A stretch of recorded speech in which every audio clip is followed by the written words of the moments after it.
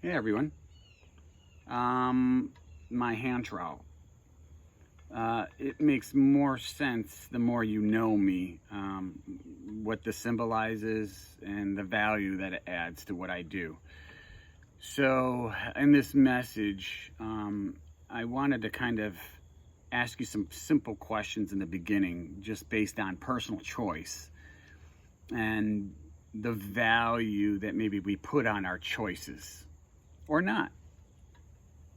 So, if you were to go to a restaurant and order some food, and your waiter and your waitress came up to you and they go, "Would you want our good food menu or our great food menu? Which one would you choose?" Or you're looking for a doctor. Would you choose a great doctor or a good doctor? Or if you needed a mechanic, would you choose a good mechanic or would you choose a great mechanic? I think the choice is definitely yours, and good is all right, and you'll probably be okay with it. But think if you picked great, the experience would probably be so much better. I'm Chris Naska. I'm the Botanic mechanic, and I provide holistic approach to tree and shrub care services to people that value their landscapes both in health and in appearance. And I thought it would be a great idea to create a message that's more personable, to get to know me and introduce me a little bit, but also to give my background and to share a little bit about the Botanic Mechanic thoughts of what is Botanic Mechanic and what can Botanic Mechanic do for me. So I came to the Atlanta area from Rochester, New York. The landscape industry up there was good, taught me a lot, mostly in the landscape maintenance and install. Did lawn care through those landscape experiences, sprayed lawns, did plant health care up there. But in '96, when I came to Atlanta, what a great decision, and how fortunate I was to be able to come right before the Olympics and to experience this area, this city, during that time. The synergy, the growth, and the overall just money and care for the green space at that time. It was being redone and rejuvenated. It was great. So I joined a tree care preservation company. That was my original intention when I left New York, was to learn more about trees. And so I had the fortunate experience of hooking up with a great company. They did really good work. It put me on some really well-known properties, and just will never ever just plan on knocking down that experience and that exposure. I became a certified arborist out of it. Just can't say enough. Then from there, I moved into the landscape industry again, for a couple reasons of knowing that I needed to understand the growing environment down here, which must be different than Rochester, and to just get exposed to it because it's my natural attraction. And then I got another opportunity to be a kind of a hybrid of that, to be a trainer and a recruiter. And I would train horticulture students and arboricultural students throughout the Southeast and all the large colleges and the small colleges, or any college that would have me come in and teach and recruit. And then from there, I moved into a more corporate recruiting position and moved up into a managerial role, and did that for many years. And that was a good experience, learning about people. But it came time for a change, and I really wanted to follow my passion, my biggest interest, and I needed to listen to my gift.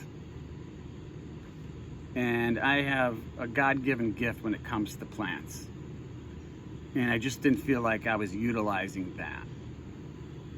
And so I made that change to start investing in life through people, and the people that value their landscape plants. And I think some of the ways I can talk about value and about Botanic Mechanic and the services that we provide, what makes us different than maybe someone you're using right now, what makes us different than anybody else out there, I guess. And so I kind of wanted to drill into that a little bit more to express some of the ideas behind Botanic Mechanic and what does make us different. So I think part of my gift is being able to come onto a property and read it. Where a property is right now, currently. What potentially could be some of the problems. What are the problems? I think I go with the plant healthcare side of it, more of a proactive approach rather than a reactive approach. One of those examples is I like to send pictures of things that I addressed or did while on site. If it's a treatment or if it's something that wasn't even known at the time when we first met, I like to send pictures to show you this is a concern or this is what we did. That's a big change. That's a big difference. I think also I like to address the entire ecosystem of a plant, not just the plant itself, and that includes the ecosystem of the soil. I believe healthy soil makes healthy plants. It makes sense, right? It's just like farming. I'm in a sense just a specialized farmer. And I think the way we address that through using many organic products, but those products that addressed a more healthy ecosystem. Then our pruning services. I think there's lots of ways to prune, some really bad, some not so bad. Sometimes it just comes down to the preference of the client, but I think we provide not only correct ways of pruning, but the correct way for the plant itself. And I love being able to at least share information on how to properly prune, or that we could do that. And then it's up to the client to make those decisions. But I think the added value of what we can provide is having the confidence and having the comfort level of being able to prune, the round things, the square things, but also the specialized plants, topiaries, espaliers, Japanese maples. I'm comfortable and confident that we can do a great job for you, no matter what the plant situation is. No trees, but 15 feet and down, that's our niche to be pruning. And then the last thing, I guess, is with our correct planting practices.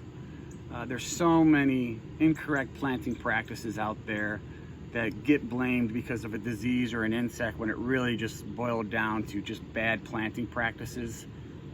So we can do a better job of making sure our planting is correct.